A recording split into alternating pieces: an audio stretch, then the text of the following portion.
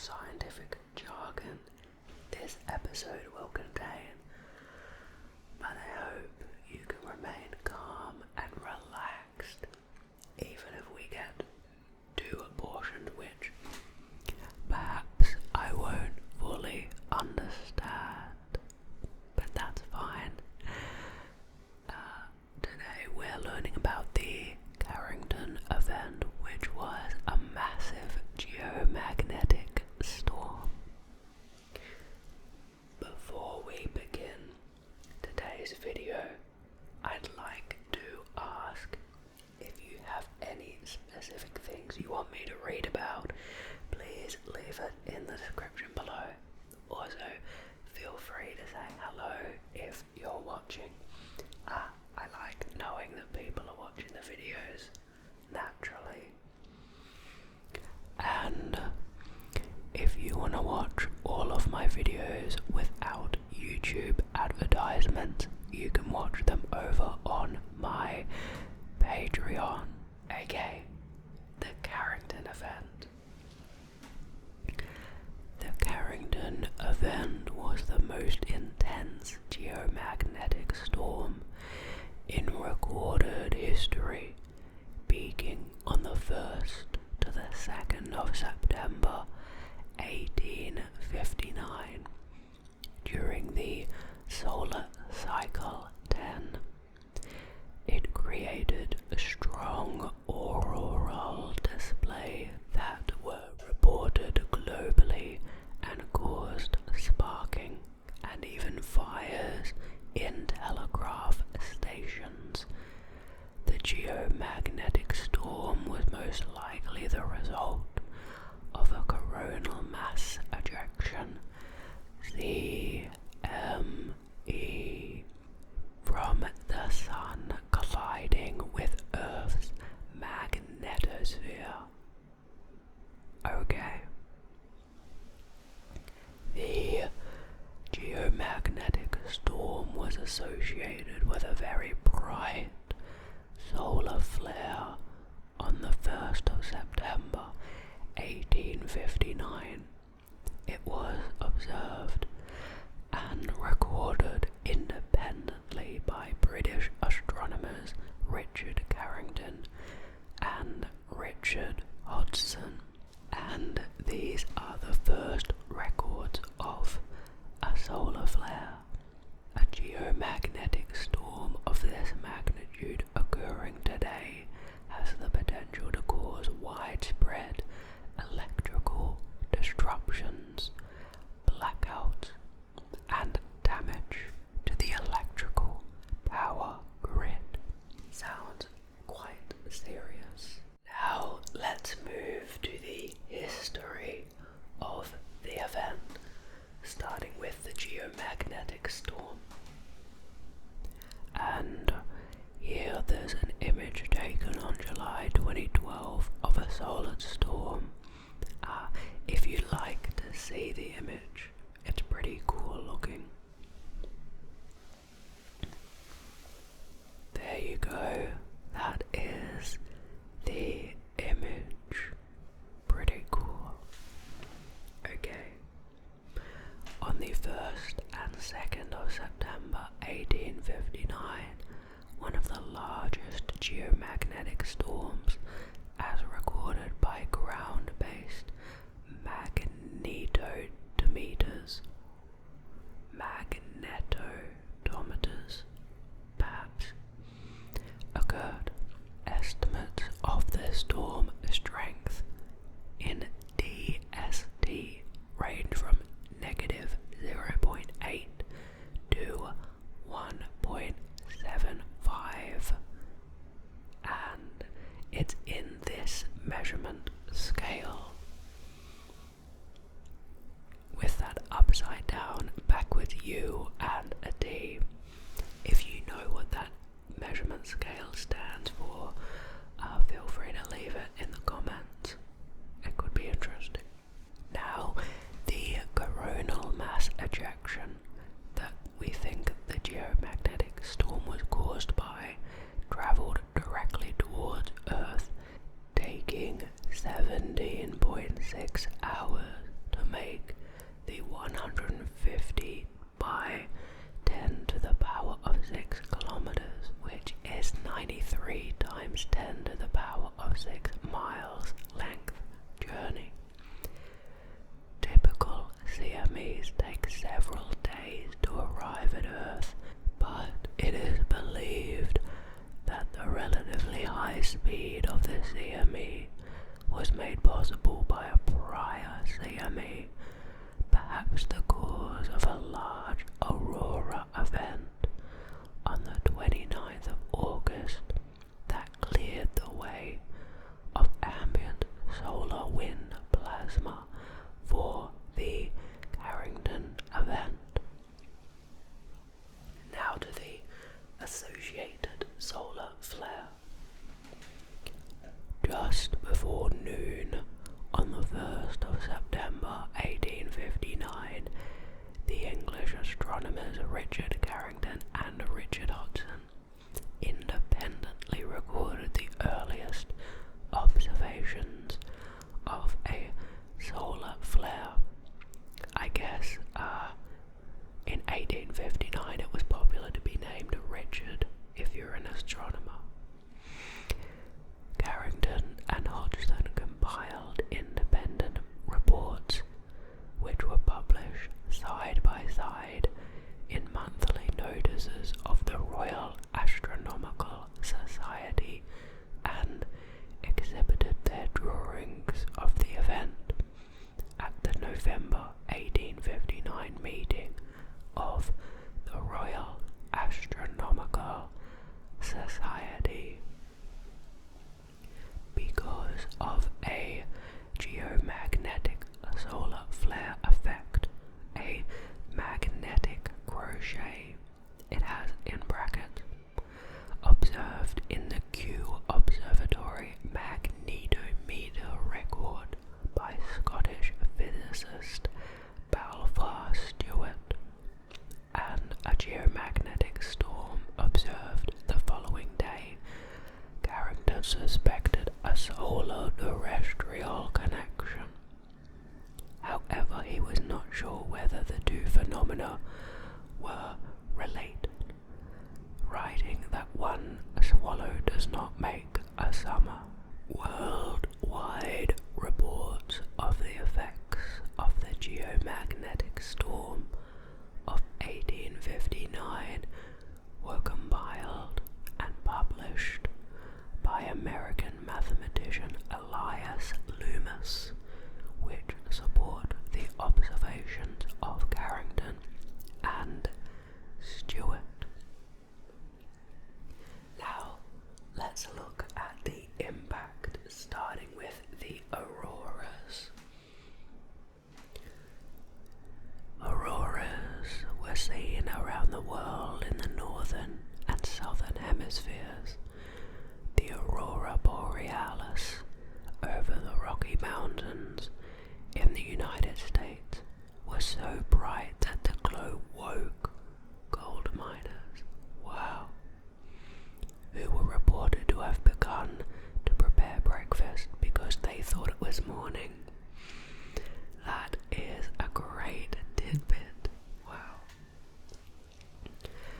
It was also reported that people in the northeastern United States could read a newspaper by the aurora's light.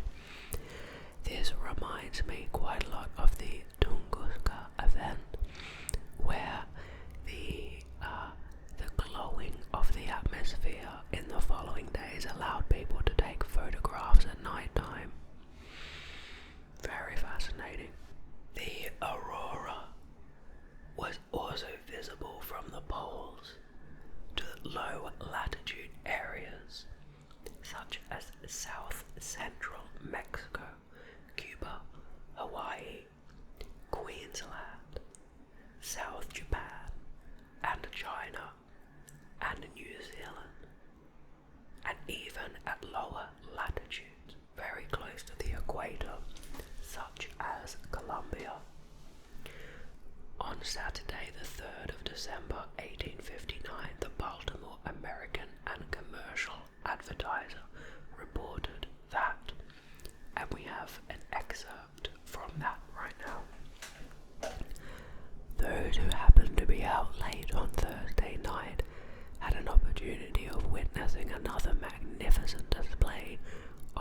aurora lights. The phenomenon was very similar to the display on Sunday night, though at times the light was, if possible, more brilliant, and the prismatic hues more varied and gorgeous. The light appeared to cover the whole firmament, firmament being a dramatic way to describe the sky, apparently like a luminous cloud, through which the stars of the larger magnitude indistinctly shone. The light was greater than that of the moon at its full, but had an indescribable softness and delicacy that seemed to envelope everything upon which it rested. Between 12 and 1 o'clock, when the display was at its full brilliancy, the quiet streets of the city, resting under this strange light, presented a beautiful as well as singular appearance. What a nice piece of writing. In 1909, an Australian gold miner named C.F. Herbert retold his observations in a letter to the Daily News in Perth. Let's see how this piece of writing compares. I was gold digging at Roguewood, about 4 miles, 6k, from Roguewood Township, Victoria.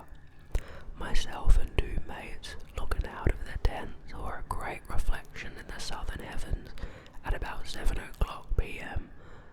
and in about half an hour a scene of almost unspeakable beauty presented itself. Lights of every imaginable colour were issuing from the southern heavens, one colour fading away only to give place to another, if possible, more beautiful than the last, the streams mounting to the zenith, but always becoming a rich purple when reaching there, and always curling round, leaving a clear strip of sky which may be described as 4 fingers held at arm's length. The northern side from the zenith was also illuminated with beautiful colours, always curling round at the zenith, but were considered to be merely a reproduction of the southern display, as all the colours south and north always corresponded. It was a sight never to be forgotten, and was considered at the time to be the greatest aurora recorded. The rationalist and pantheist saw nature in her most exquisite robes, recognizing the divine immanence, immutable law, cause and effect. The superstitious and the fanatical had dire forebodings, and thought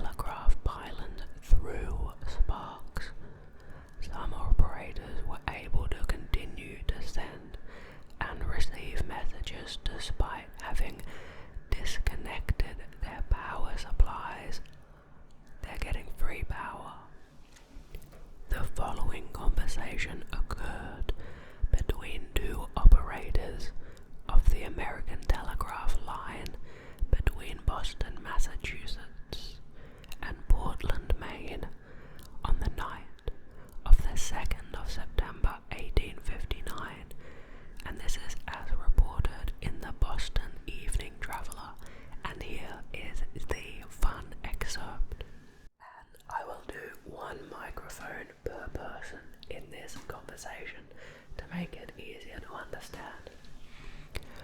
This is the Boston operator. Please cut off your battery, your power source, entirely for 15 minutes. And this is the Portland operator. Will do so. It is now disconnected. Mine is disconnected, and we are working with the auroral current. How do you receive my writing? Better than with our batteries on. The current comes and goes gradually. My current is very strong at times, and we can work better without the batteries, as the aurora seems to neutralize and augment our batteries alternately, making current too strong at times for our relay magnets. Suppose we work without batteries while we are affected by this trouble. Very well. Shall I go ahead with business? Yes, go ahead. That is fascinating. Well, slice of life, I guess, as well. The conversation was carried on for around 2 hours with no battery power at all, and working solely with the current induced by the aurora. The first time on record that more than a word or two was transmitted in such manner. Now we have some similar events. Another strong solar storm occurred in February 1872. Less severe storms also occurred in 1921, which was comparable by some measures, at 38, 41, 58, 59, and 1960, when widespread radio disruption was reported. The flares and CMEs of the August 1972 solar storms were similar to the Carrington Event in size and magnitude.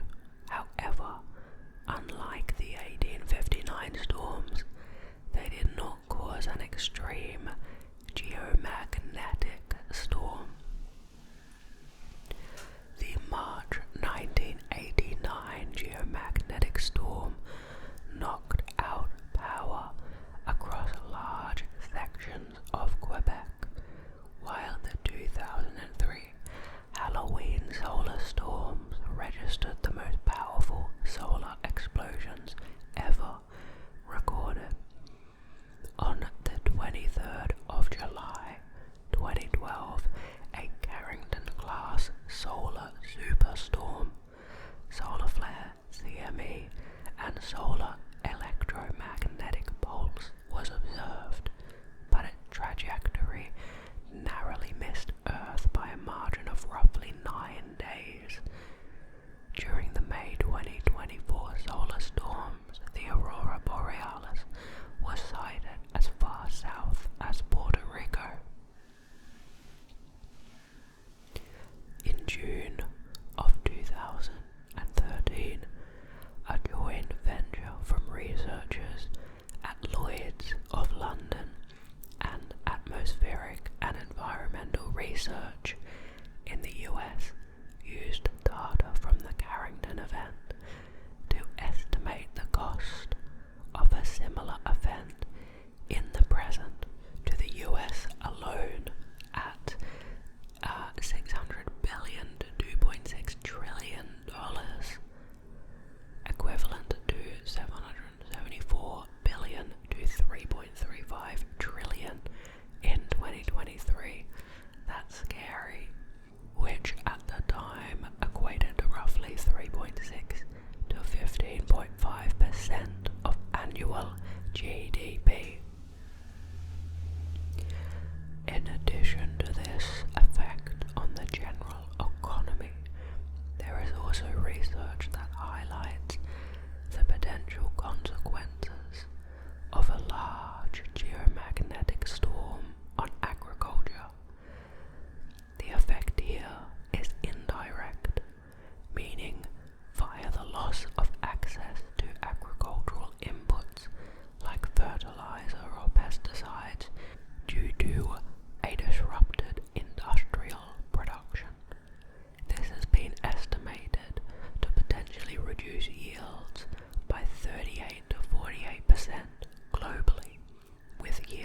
losses of up to 75% in some areas like Central Europe. Wow, that could be extraordinarily damaging. Other research has looked for signatures of large solar flares and CMEs in carbon-14 in tree rings and beryllium-10, among other isotopes. In ice cores, the signature of a large solar storm has been found for the years 774 to 75 and 993 to 94. Carbon-14 levels stored in 775 suggest an event about 20 times the normal variation of the Sun's activity and 10 or more times the size of the Carrington Event. An event in 7176 BCE may have exceeded even that 774 to 775 CE event based on this proxy data. Whether the physics of solar flares is similar to that of even larger superflares is still unclear. The Sun may differ in important ways, such as size and speed of rotation, from the types of stars that are known to produce superflares. Now to other evidence. Ice cores containing thin nitrate-rich layers have been analyzed to reconstruct a history of past solar storms predating reliable observations. This was based on the hypothesis that solar energetic particles would ionize nitrogen, leading to the production of nitric oxide and other oxidized nitrogen compounds which would not be too diluted in the atmosphere before being deposited along with snow. Beginning in 1986, some researchers claimed that data from Greenland ice cores showed evidence of individual solar particle events, including the Carrington Event. More recent ice core work, however, casts significant doubt on this interpretation and shows that nitrate spikes are likely not a result of solar energetic particle events, but can be due to terrestrial events such as forest fires and correlate with other chemical signatures of known forest fire plumes.